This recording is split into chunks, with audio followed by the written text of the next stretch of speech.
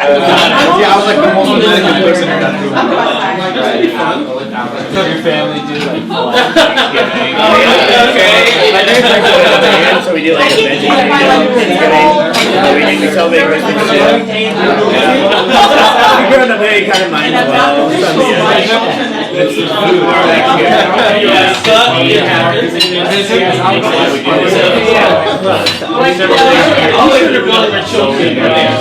luckily it's like not as bad. There's no turkey and there's no cream involved. But I also get Thanksgiving dinner in my life. I'm always with my family. Yeah. And I didn't eat, they just don't know.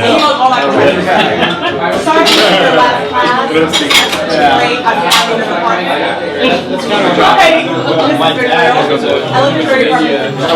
like a late teen. Oh wow. You like a network stuff. And this was the nicest, cheapest one I saw. It was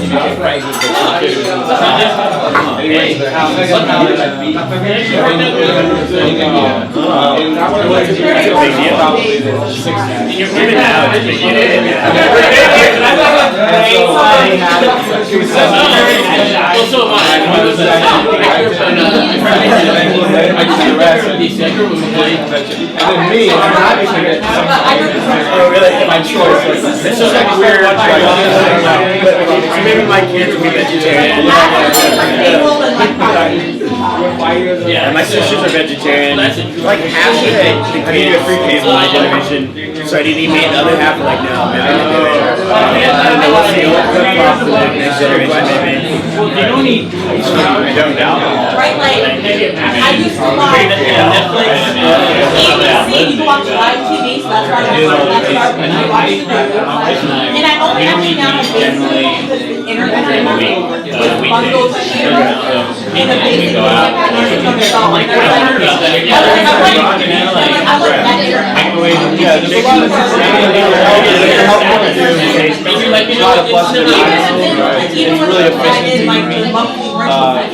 You really have to make sure you get rid of spices in enough. And then not only that, but there's other things like vitamins and some of the omegas that you have to make sure you get. It's a little more of a hassle, but if you do it right, it's like I'm so not home that everything is like. Alright everyone, I think we're about to get started. I would say like Tina? There we go. Something really weird. Well, thank you very much for you guys coming out and supporting the Columbia Chapter Abacus Society. Of course, there's President Bill, Co-President Bill Pluto. There are three of them, so I want to make sure we give credit to everybody and other Abacus Society members that are out here to support this great talk on real estate. So we're really actually going to start with kind of giving a little bit of interest in the topic of what you guys really want to come here to talk about. So, yeah, obviously I work with Adam Smith Society. We did that briefly, thanks to our wonderful friend Brianna, about our Bree. But if we could kind of start around and think about what you guys are, say quickly, what you come here to talk about or interested in. So Charles, you say that you're... Just curious of what you have to say about real estate in general. Polly?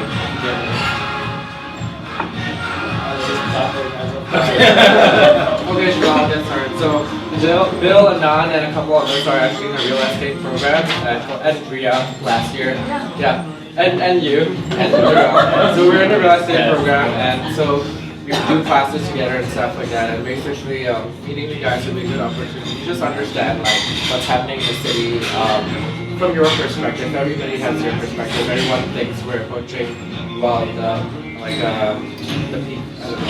So just good to know other people's kind of view on that. I was going to ask the same question. I just want to know where we are in this point in the cycle. Do you see us oversupplied in the next couple years in the office market? Where's retail headed? What do you see about luxury condos? I don't have any like formal interest in real estate, but as like a consumer of business news, like all the other like headlines about real estate is specifically in Manhattan. So wanting to learn like forward looking, like where are we headed? And what does the market look like compared to cities like San Fran,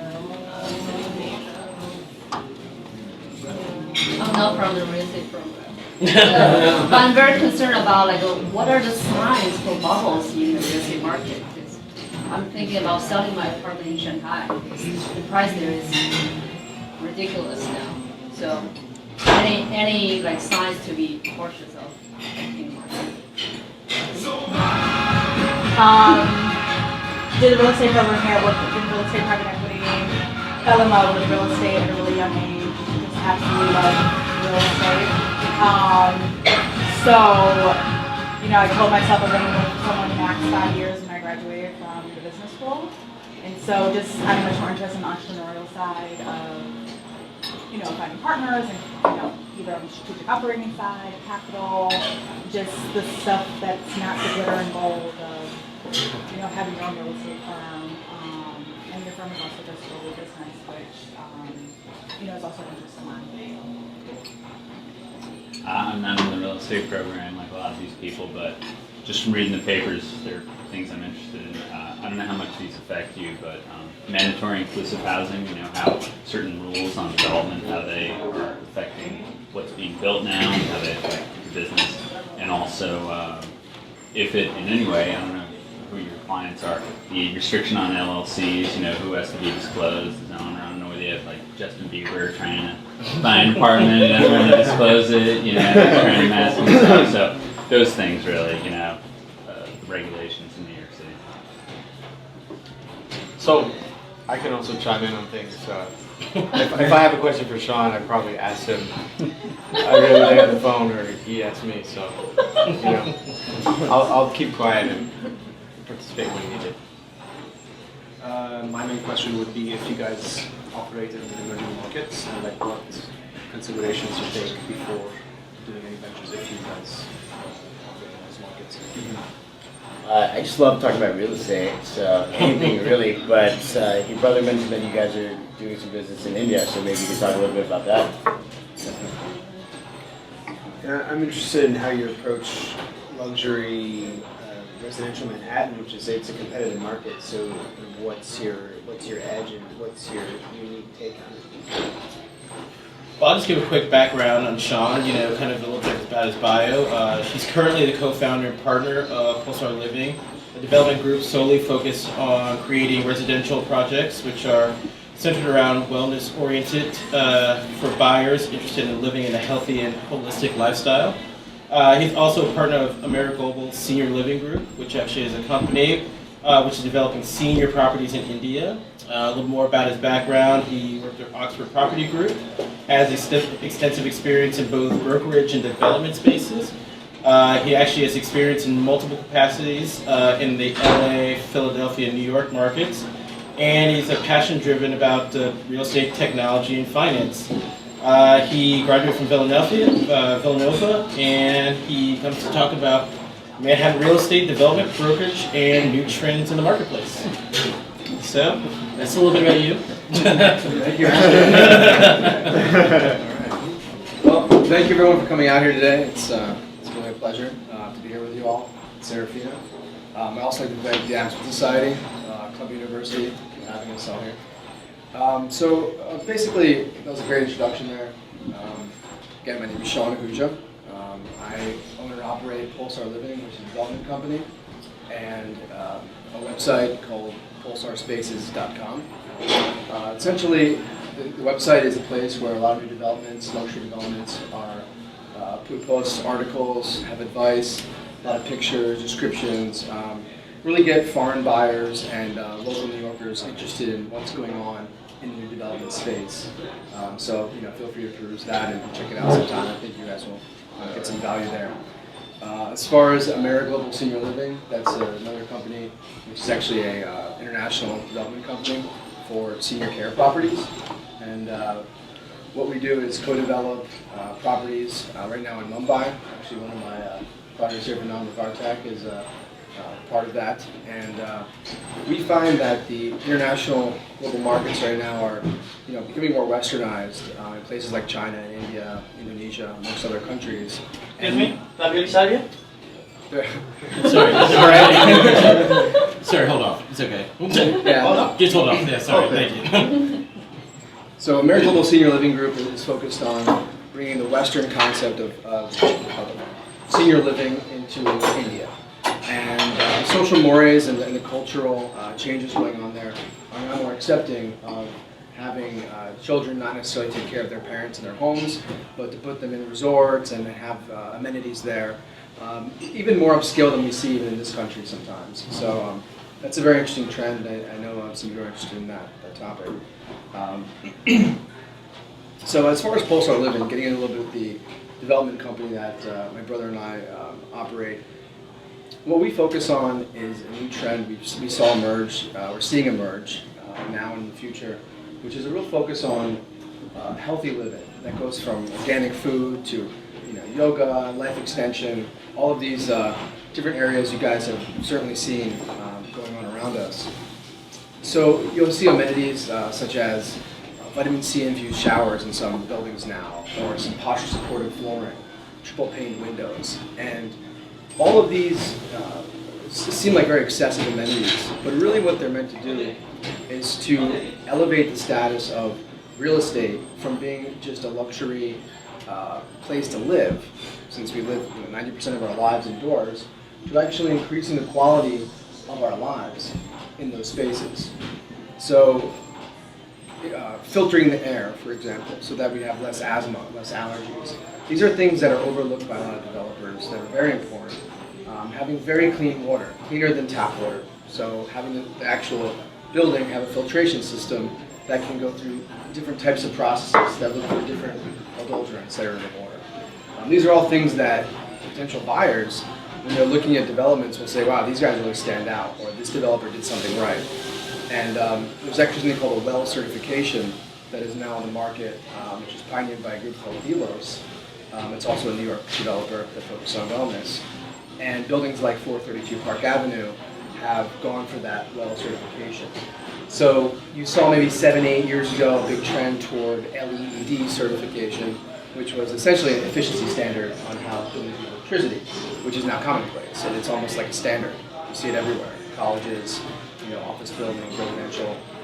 So the idea of having buildings be almost a living being in the sense that they're healthy and they're healthy for you to live inside of them is very interesting. In fact, the Cornell University campus on Roosevelt Island announced plans that they'll have the tallest passive house building in the world be built on Roosevelt Island. And what a passive house is essentially is a very strict standardized building, which was the term was actually coined from German developers, but it's just another level of efficiency and sustainability that the building includes. So, for example, that building will have something they call gills, so that it actually breathes, and the building itself is made of some materials that are recycled, and there's a whole number of standards. It'd be great for you guys to learn more about that as well. So I thought I'd go over a little bit about the development process itself, and just some core processes that someone going from my experience, which is a real estate broker. So I started about 7 years ago in New York, and I've shifted slowly into the developer role.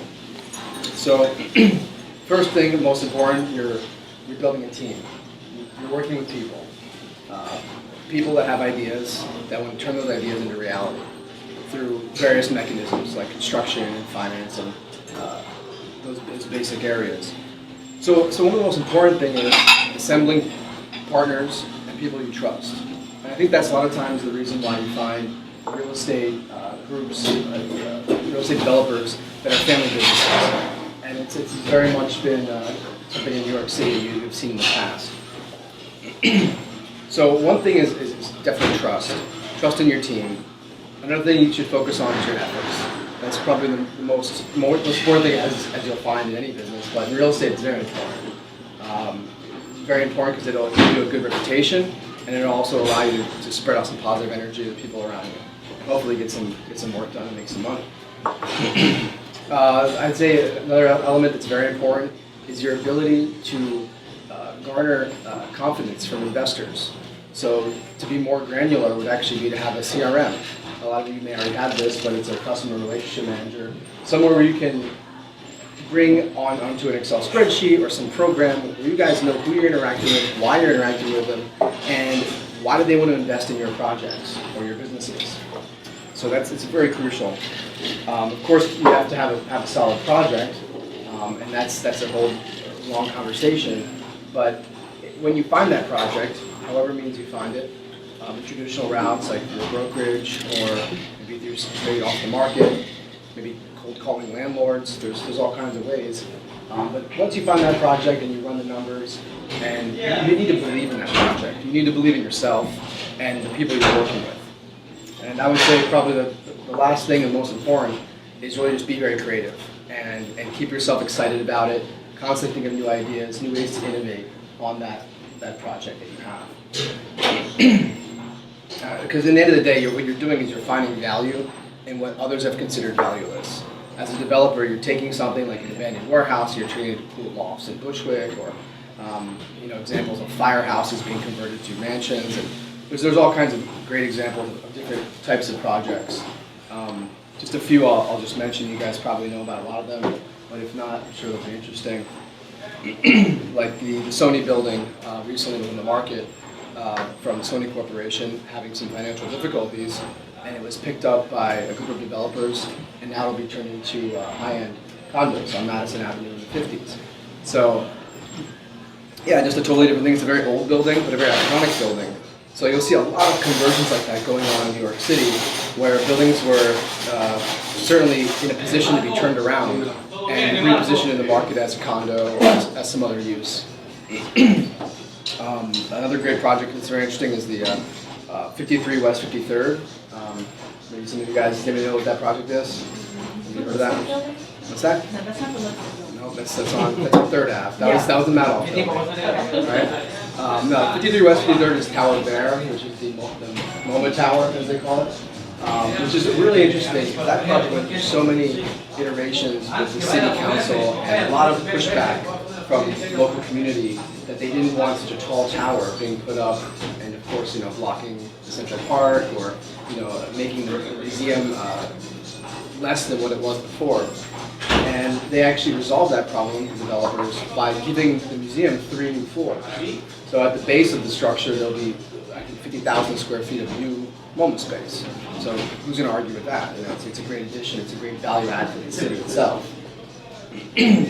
Another interesting project that's going on right now, which you may see if you walk by Grand Central, is One Vanderbilt. And this is going to be a structure that is about as tall as the Chrysler Building and just adjacent to Grand Central. So they're actually taking down, I think, 5 or 7 buildings on a full city block. There's actually a black netting up around that block right now.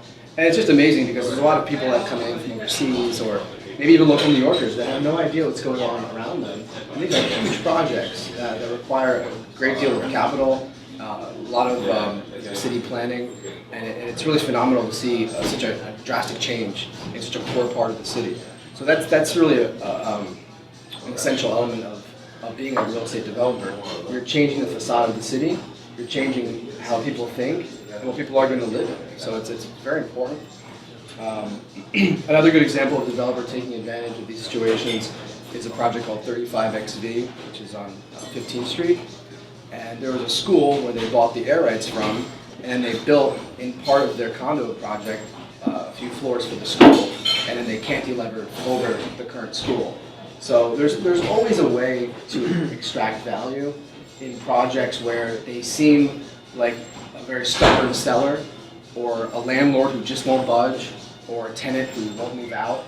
These are all elements in development that cause frustration and cause projects to stall for a significant amount of time.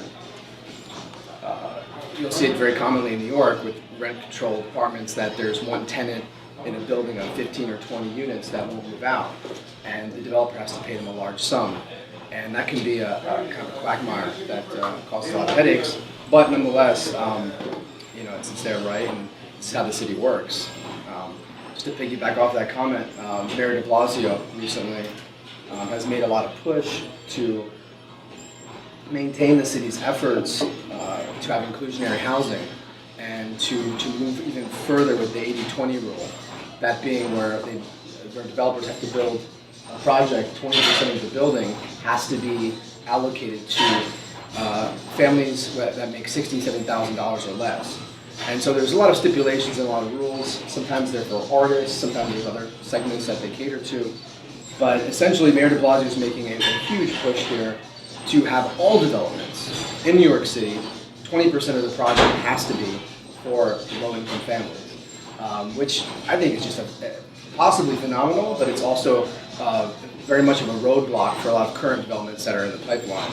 So it's not to say, me personally, if I think it's right or wrong. I think it's something that probably will eventually happen because there's been such an extreme gentrification of the boroughs of New York City, and there'll be an exodus of that raw sense of who the city is and all the people that make it up. So certainly a landscape that is evolving and changing, and city planning has a lot to do with that, and the community boards, zoning, and other elements.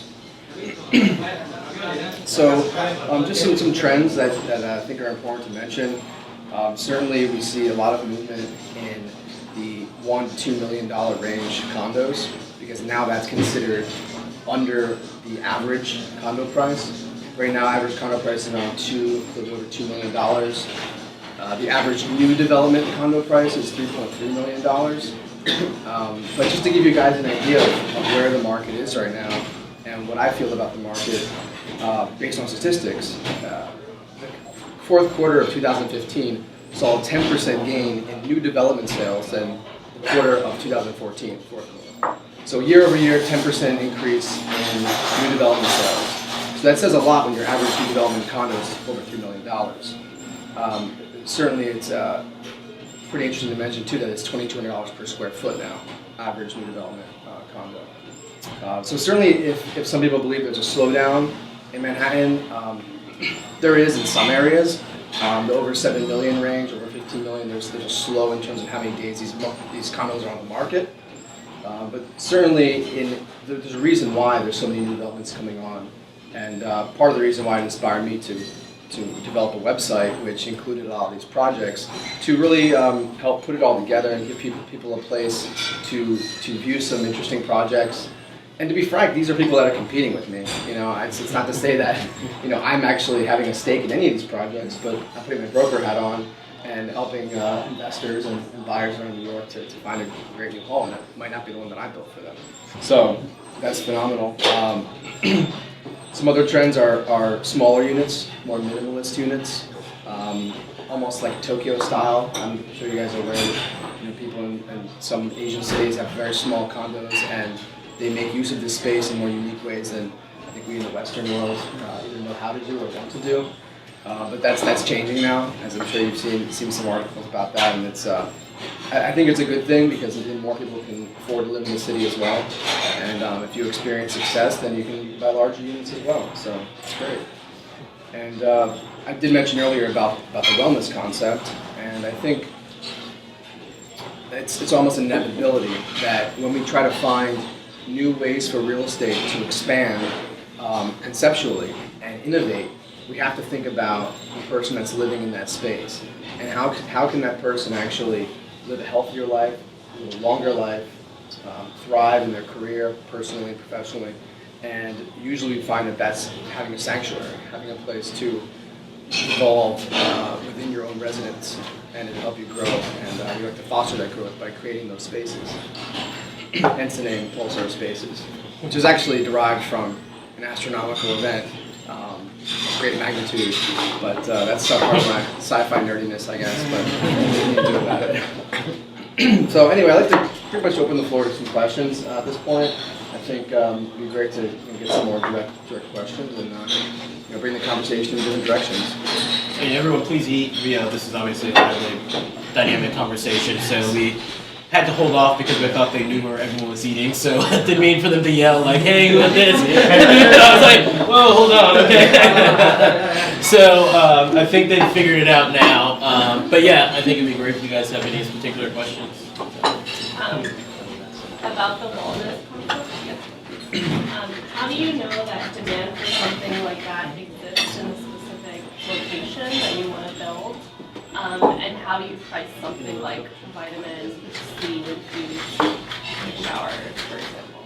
It's a good question. I think in the end of the day, the goal is to bring wellness units and that include these high-end amenities like you mentioned, vitamin C infused showers, to the masses.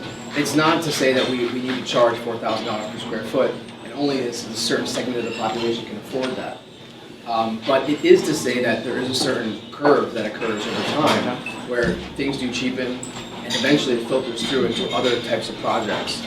So in our minds, we would like to actually create this for even affordable housing units at some stage.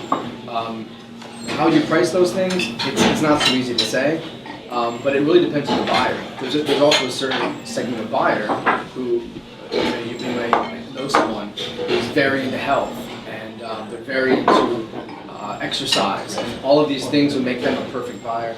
They're in that special niche where these things really appeal to them. And I know it appeals to me and some of my friends and people I work with. We talk about these ideas, and the market is opening up to that right now.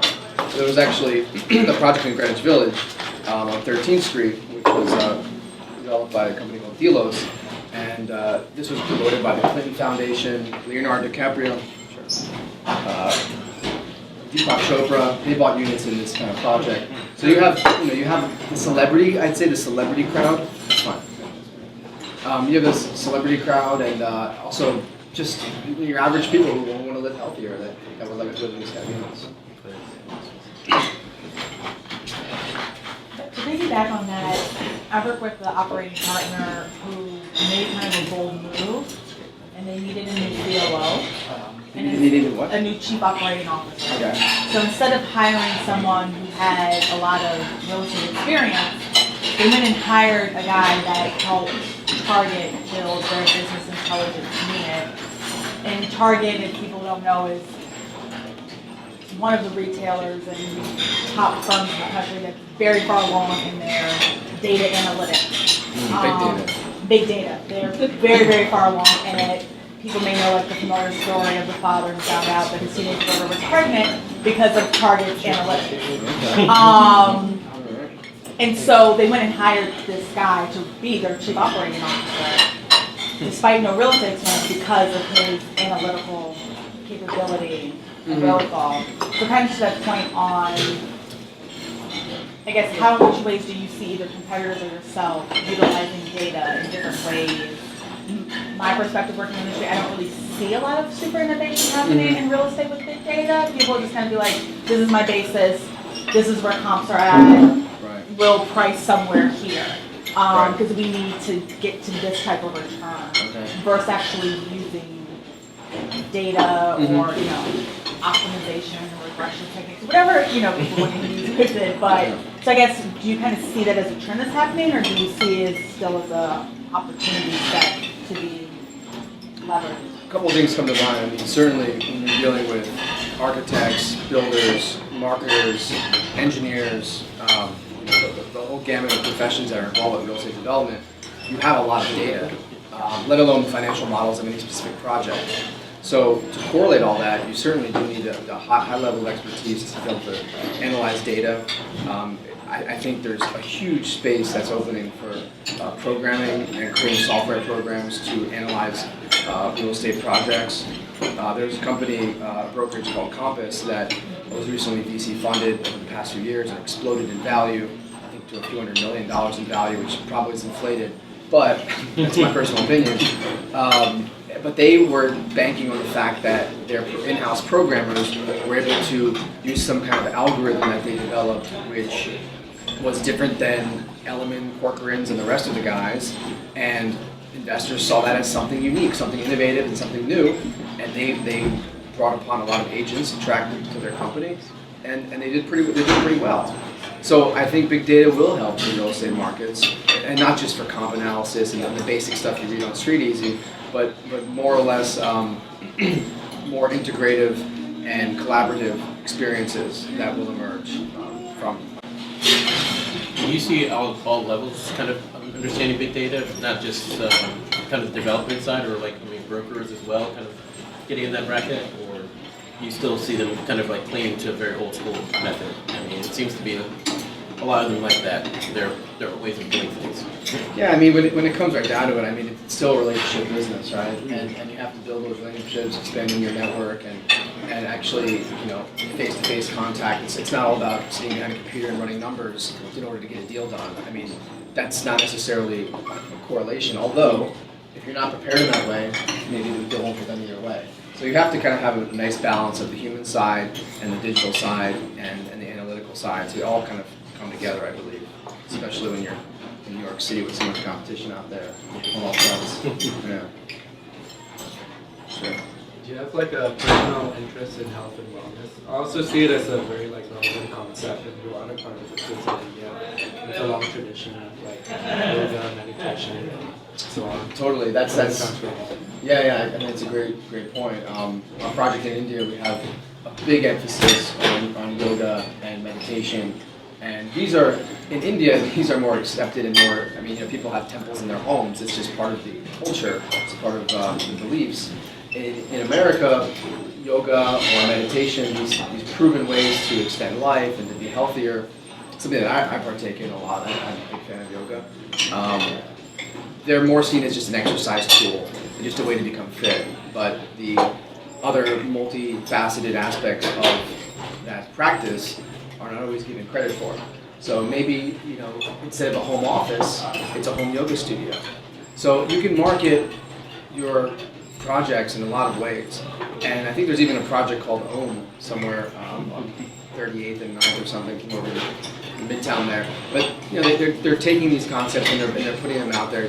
Marketers and developers understand where the trends go, and it is toward a healthy lifestyle. And I think that's, why would you want to work for something that doesn't interest you? And of course, you definitely want to. So yeah.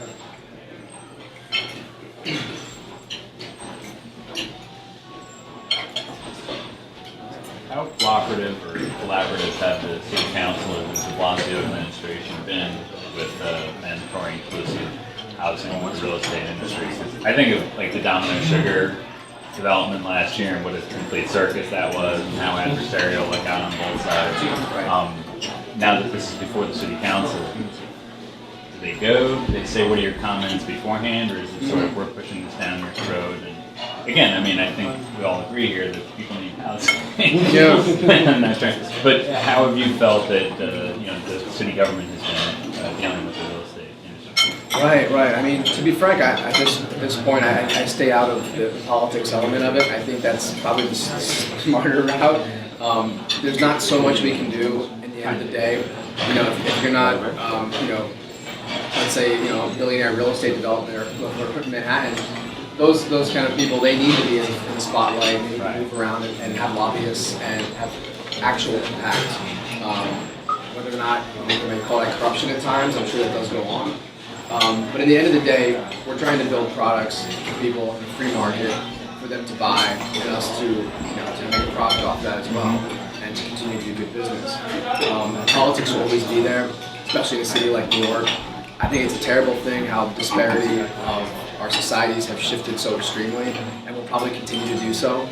Technology helps in some ways. People can afford cell phones more because they get cheaper and whatnot. New York's the only city in the world where you see homeless people with cell phones and things. But I mean, at the end of the day, we can't control the politics of things, and I think we do need to have some kind of reform. But nothing's perfect, and no matter what they come up with, it's just trying to patch up a bigger problem, and that's just part of your business plan going forward. Exactly. It's part of the business plan. You have an expediter. You may have at some stage some lobbyists, and you have lawyers that have to analyze the zoning and have to give you proper legal insight. There's costs to you. There definitely is. And when you build in a historic district, or when you need to put a setback on a building, although that's a pain in the ass, honestly, you have to do it. And maybe there's some tax credits involved. Maybe in certain zones you get the tax abatement for your future condo owners. So it's a push and pull. There's good things and there's bad things about the political process when it comes to doing a development. Good luck negotiating. Yeah. Well, speaking of that, how informed do you think a lot of, especially in this election cycle on Super Tuesday as we're going into whatever's going to happen at midnight, we'll just pray for all of us, either side. Informed, do you think that a lot of members, especially at the local level, are like aware of like even setbacks or like allocations for different brackets? Affordable housing is a buzzword, but I think that sometimes people don't really fully understand what that entails when you say, okay, we're going to just do affordable housing. Well, what if it's a project that's already been built and it's already 90% complete, and then de Blasio comes in and says, oh, by the way, you got to throw this in there.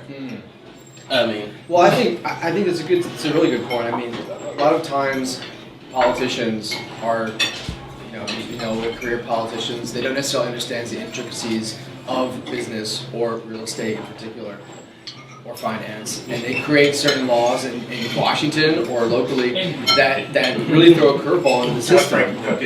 And you look at the Fed doing some speaking the minutes, and all of a sudden the market comes down, and so there's a lot of impact on the political process.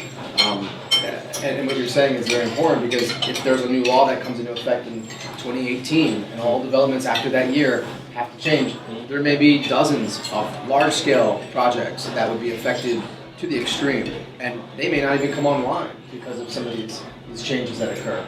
I mean, just a project like Hudson Yards, for example, which has been being pushed for 10, 15 years. I mean, it's just phenomenal what that project really is. If you guys look deeper into it, I mean, they use machines to build land over railroads that's completed. There's almost 1 million square feet already built, or probably more now at this point.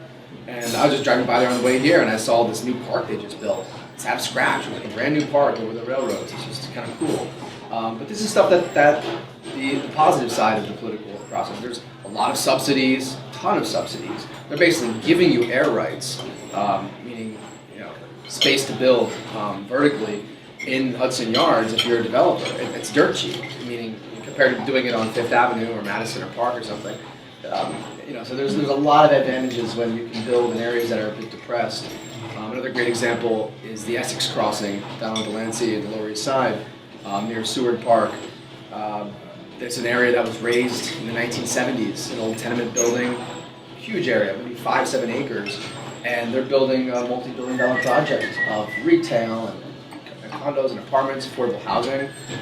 So it's going to be a changing face of the city, and a lot of that is actually positive sides of what cities have pushed to developers to say, hey, we'll give you some subsidies, we'll give you some air rights, we'll build in this depressed area, throw in some affordable housing. And I think people do pick up on that. They say, oh, this is kind of a nice tandem going on.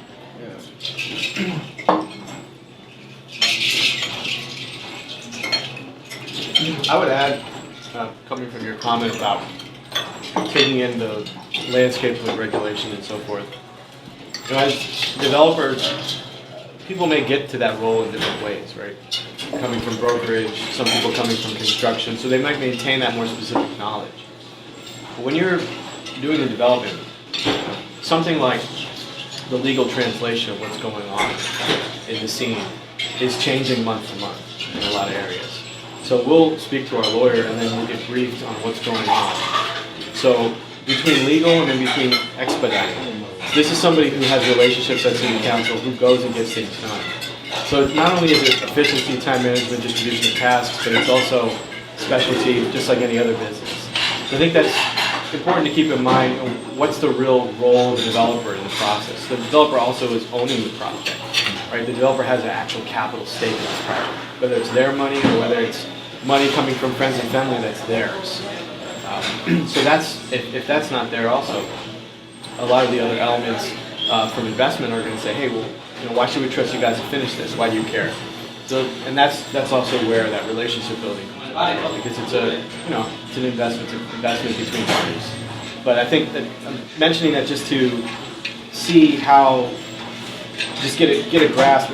If you're a developer, you're not going to be calling the construction manager every day on the phone. You might have someone else doing that that you have a relationship with. So it's very much of an oversight business, but you have to have a very deep grasp of all the areas, but not the deepest. That's actually a good point. We recently were looking to pre-sell some units at to raise equity in a project, to sell units in our project. And it's a very effective tool that developers often use to finance their projects with discounted units before projects even closed at times. And we actually sat down and said, look, we're doing something really unique here. This is a very creative structure. Is this legal? And let's find out. You know, so we talked to our lawyer, and we assumed it was. And it turned out, yes, it was, but he had to sit back and think, and he actually delivered us a press release from the Attorney General who actually made a statement on this exact practice.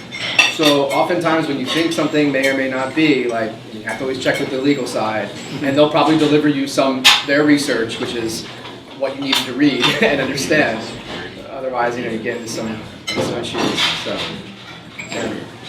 And about I think someone mentioned about the LLC, buying with an LLC, that was a recent news flash, and which should prevent some money laundering issues or some international people buying units fraudulently or what have you. But really, there's even some loopholes to that, for example. And one of those we were told is that you can still do the LLC buying, but you have to do it without title insurance. God knows why. It's not even, it's not really a smart thing to do. But there's always a loophole in the way that developers and real estate investors will look at an investment, and I think that's something that politicians are trying to mitigate, but maybe not. Maybe they're also trying to allow some loopholes. And the market is a little bit mysterious in that way. Well, I know earlier people kind of were talking about kind of the biggest. I think one of the things that people found interesting was kind of the bubble, or kind of like. What is the market looking like? I mean, we were discussing the other day kind of like these prices per square foot, these prices on these buildings, and kind of like you mentioned air rights and things of that nature. So what would you say are we about to hit a bubble, or do you think that we are cruising in a tangible place, or are these prices here to stay?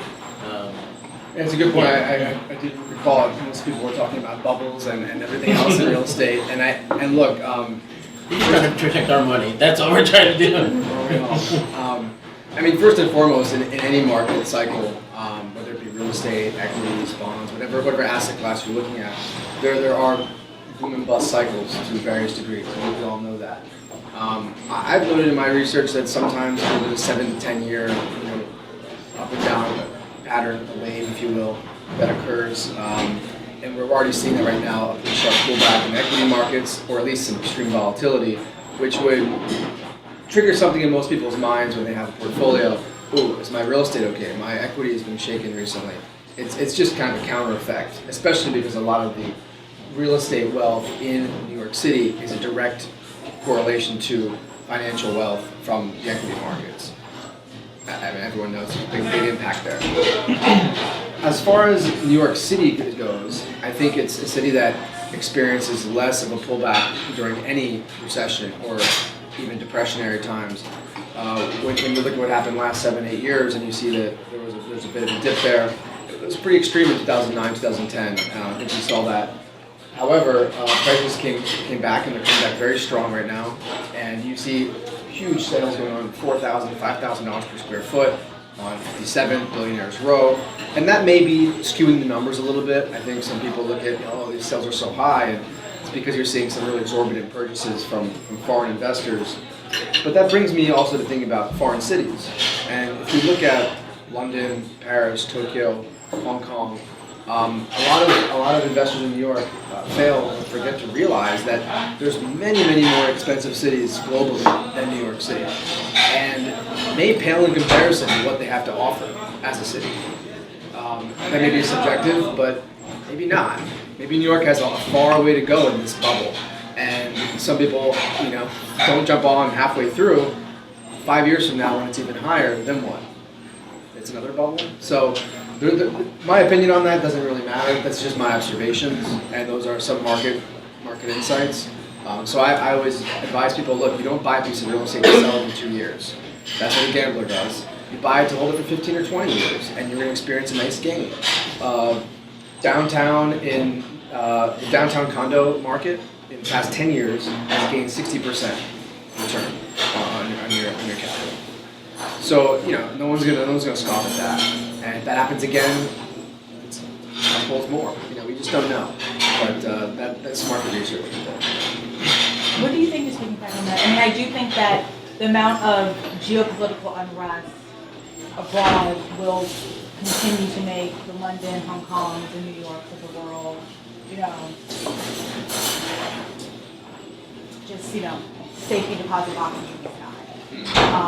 My firm's backed by primarily money out of the Middle East, and you can't take, more of it's coming than we can even take and invest. But at the same time, you do see the CMBS market that is not refining on the loans that originated during the downturn. They're finding alternative debt sources to refi. And so I guess how do you still think about cap rates that are just, if a cap rate's at 3%, how much lower can we go down? Well, negative rates in Europe. And then Yellen mentioned, we're considering negative rates here. The market's going crazy. I've seen, beginning of January, you get a debt quote, and a month later, it's now spread 250 basis points. The deal blows up, right? They pull back all the IO, they went up 250 basis points because the markets are just shaken and there's a lot of uncertainty. So I guess even though I think New York is still in this bubble, I think given the amount of international wealth and domestic wealth that's here, I guess kind of staying at the helm of your business with things in that regard into financing, consumer segments that may be available for your product. What kind of worries or angst do you have around that? And just any other kind of what keeps you up at night and what gives you a lot of hope and what gives you a lot of hope and inspiration. Also gives you hope and inspiration in that. Wherever there's a challenge, there's opportunity. I'll pass them along. No, it's a great point, especially with the land bank in the sky and all that. Yeah. This is how people view London, Paris, and New York and these cities, excluding what happened in Paris recently. God bless the city, but still going to be a hotbed for investing. As far as compressed cap rates, I think it's the same answer. These are we take the long view when we look at investment and look at development. We have some investors that want to invest in us and hold for a long period of time. Limited partner equity funds that are foreign. And they want to participate in New York because they want to hold for longer than the normal window of time where you can have an investment quickly because they feel the markets will continue to trend up. So again, we do take the long view. We don't look at short-term fluctuations in the market as a reason to not act or to act. We look at them as we look at any market as a reason to execute properly and to focus on your goals. Right, I think you can counterbalance, for example, if a particular part of the market looks like it's going to dip, and there's an investor who's interested in coming in with a developer and taking hold of that property and waiting out that, there might be a smaller pool or a different type of investor in that situation. But then the question is, well, what's interesting about that? What's interesting about that area? It might be as general as saying it's New York City. And then you say, well, what else can they have in New York City? Right, so this is why some properties do stay on the market and others are going to go. For example, if you're in a very high demand neighborhood that has a limited amount of inventory, and people are fearing the market is going to dip, there might be certain investors who want to take that property and hold on to it on the long term because they see that potential value coming down the road. So the question is just what's valuable about that in the long run, if there is a risk in the short run, according to belief where the market will go. And what type of who is your capital partner?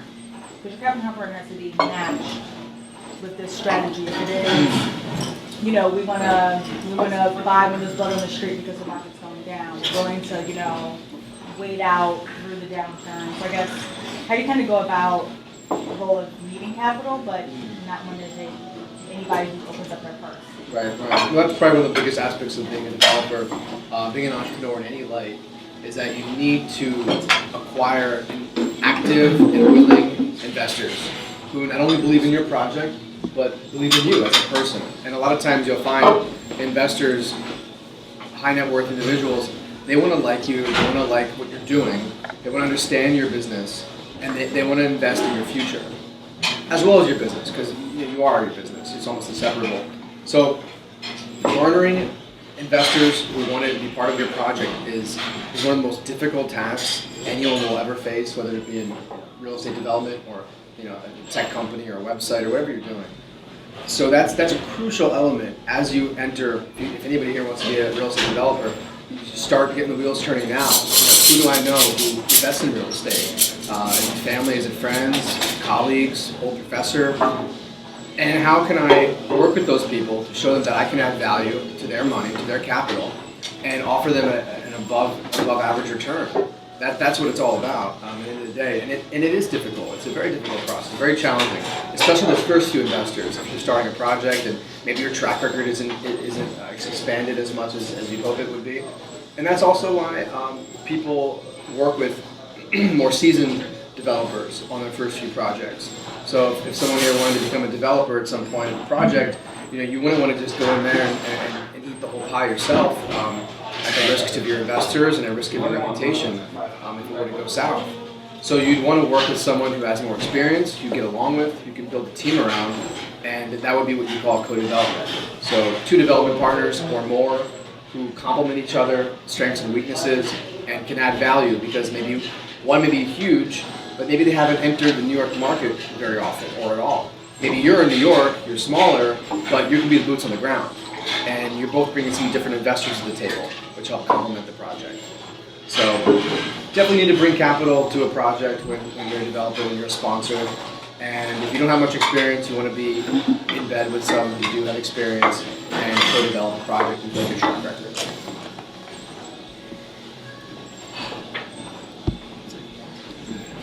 Of the balance of power negotiation and I don't know your situation, but when a lot of developers can be minority interest. That's right. You're generating sweat equity because you're on the ground, you do have experience, but someone else is coming along with a big check. Right. They write it, so then when all the rights and controls. So I guess kind of how do you do the dance and the negotiations to maintain your interests and what you see in your future, and making sure you're getting like your economic value out of the deal. Well, like I was just commenting earlier, a big correlative factor is the amount of capital that you can bring into a project. So it's not all about money, like you're saying. There's a huge element of sweat equity and having your involvement from point A to point Z in a project. And the negotiation process is always different. Depends who you're dealing with, how well you know them, and every deal is drastically different. You need to be creative, and certainly you need to offer your leverage your network, leverage the opportunity. If, for example, I'm a broker, oftentimes I'll broker my own deals so that I can understand the deal from inside and out, but also become the developer on the project as well. So a lawyer would have different insights on how they can legally see the project and then leverage that to have a greater advantage when they're developing the project as well.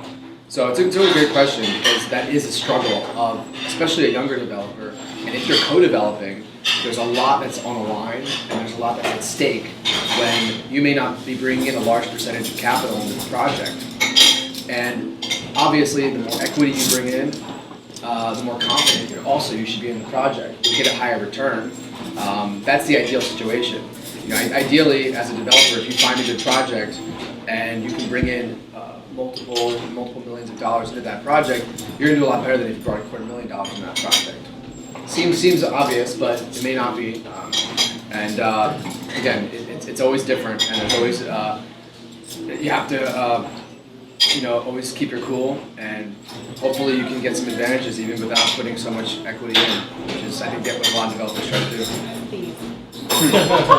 That's another thing. Development can be by fee only sometimes. Instead of bringing equity, you could get contracted to do a project and just receive a fee without having any stake in the actual outcome of the project. So there's fee-based, and then there's also kind of waterfall structures where you receive profits on the success of the project. So different ways. Well, kind of piggybacking. Oh, sorry. Piggybacking on that idea, and looking at some of the kind of more, really true successful builder or real estate financials that we all know in the area.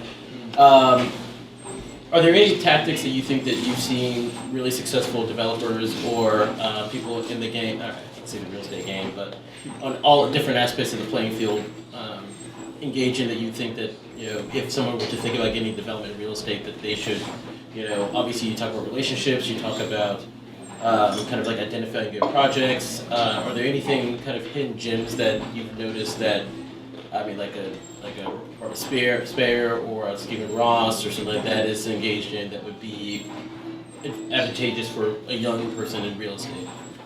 Well, I can't underscore more cold calling. I know that sounds crazy to some of you, but I'm sure you've also experienced success doing this. And that also means, meeting people you didn't know before at networking events or what have you. But really just picking up the phone and calling owners of buildings, calling investors you haven't spoken to, who you may never met. But this really helps because it'll build your confidence as a person. It'll get you better at speaking, persuading people that your project is better than the next one they see. They see 20 or 30 a day, right? But you did mention something else about tactics, about actually site search and finding projects. If you look at someone like the Excel CEO, Gary Barnett, who built 157, he's an absolute magician at putting together air rights, and he spent over 10 years compiling the air rights to put up the 57th Street projects he's working on. So when you build that investor base, which takes sometimes a long time, sometimes it's faster, everyone's different, you'll be able to find a strategy that works for you.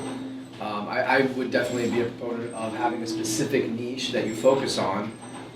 It may be contacting churches and trying to buy their air rights, or just finding old buildings that look like they're kind of half falling over in Brooklyn and calling those owners. These are ways that you can add value to what is perceived valueless, and then reposition the asset over a period of years with the help of investors to then resell it at the open market and profit.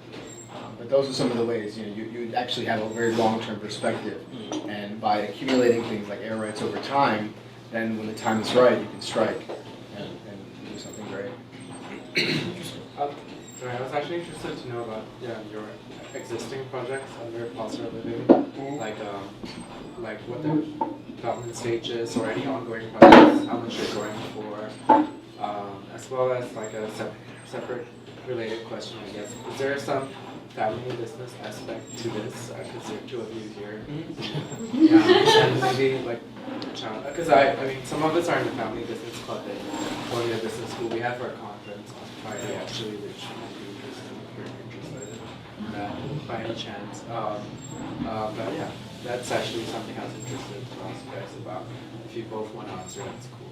Yeah. I mean, real estate's always, as I mentioned before, family business is very common in this industry. Certainly, and Adam and I are brothers, of course, and I think we've gained a new respect for each other over the years working together in the business sense. And I think a lot of parents want to see their children or their adult children working together in a positive light and adding value to their relationships and the family, so on and so forth. Our parents are not involved too much. Father is involved. It's more of a consultant at times, as I'm sure most of your fathers are, I imagine. So I know that my Indian partner, Vinamra, on the senior living projects, is a real estate family in India, and they work a lot on that kind of front. As far as current projects we have going on, there is a high-end condo project downtown that we're putting together. It's about 20,000 square feet, 10-story building. It's just literally this week we're signing a contract on it, so don't want to get into the details of it. It's just a little bit sensitive right now, as you might imagine. But as these things roll out, we'll talk about it on our website, and this is where you go. But you'll probably see a lot of real estate developers don't necessarily necessarily promote the projects even that they're working on until it's at a certain stage where it's feasible to do so.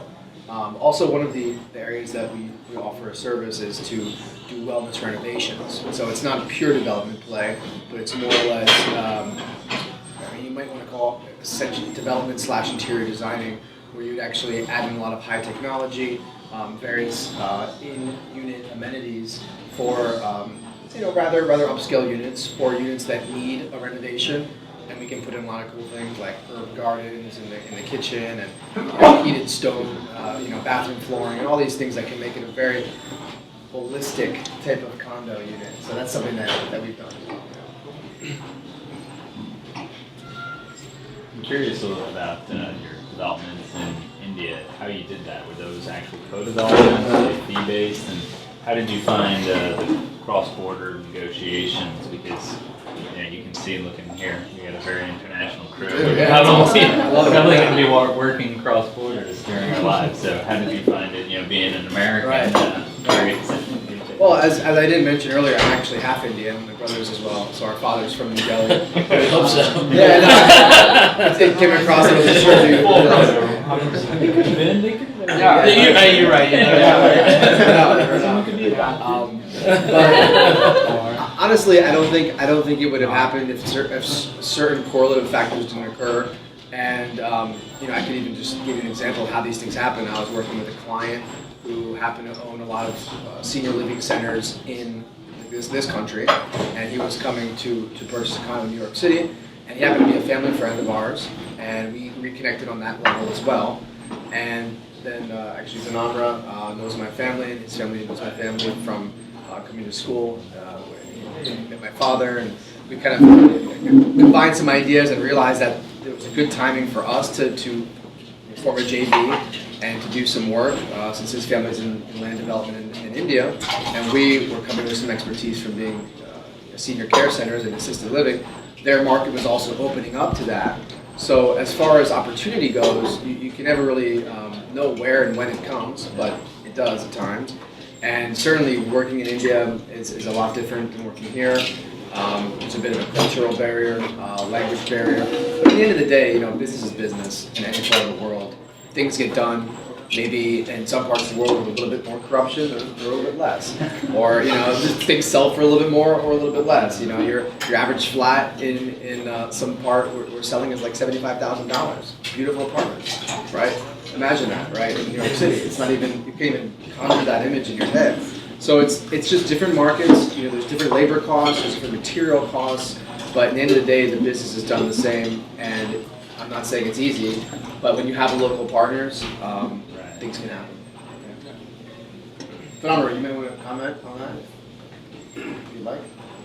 I think the whole idea started because we were doing an affordable project in near to Mumbai. It's like 100 kilometers from Mumbai city. And then Shaun, as he mentioned, he came up with the idea of backing up of senior living in India. So it just started from there. Right now, 200,000 square feet of affordable housing is already completed and delivered. Second phase is in process right now. And the senior care is part of it. The total project is of 1 million square feet. So a lot of what goes on in India is a little bit different than how we do real estate development, and oftentimes they build what you would call townships, which are fully artificial cities. Essentially, you're building everything from schools to hospitals to retail centers.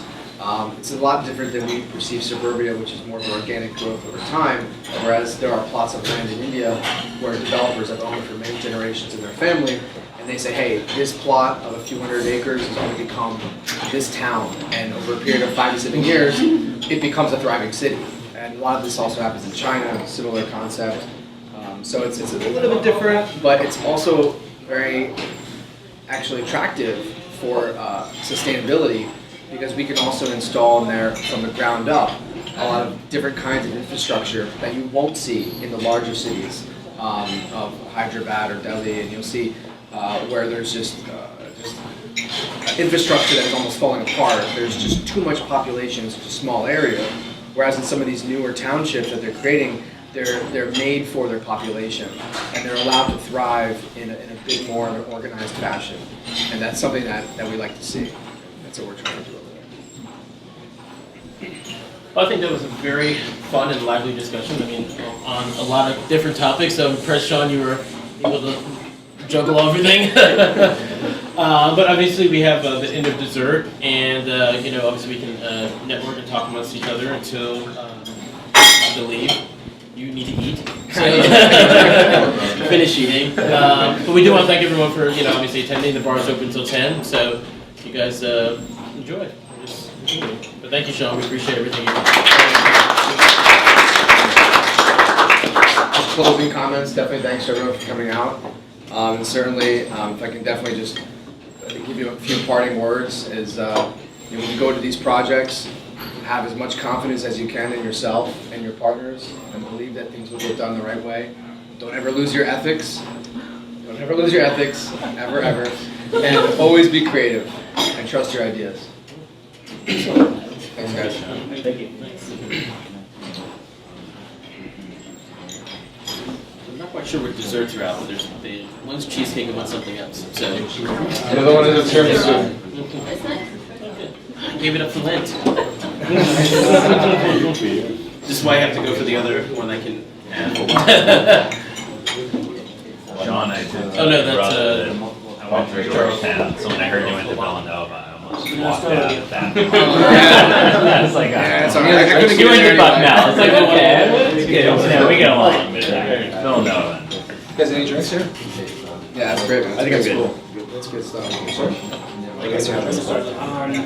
Yeah, thank you.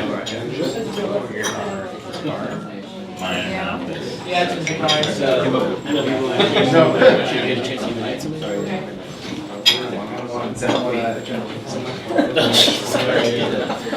You're like, you need.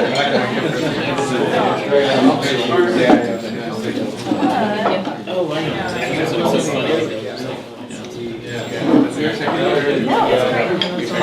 funny. It kind of was like a running. I know, they're moving apartments on the front. My buildings, like, taking each other back. Yes.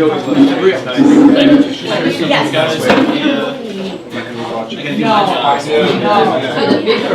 Yeah, moving to the higher floor.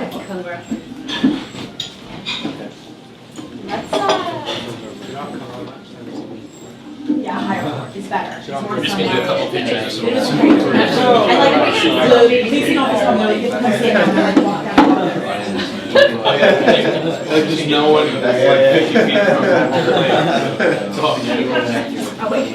I think you. But you can, you're Oh, yeah, like, yeah. We should get coffee. No, it's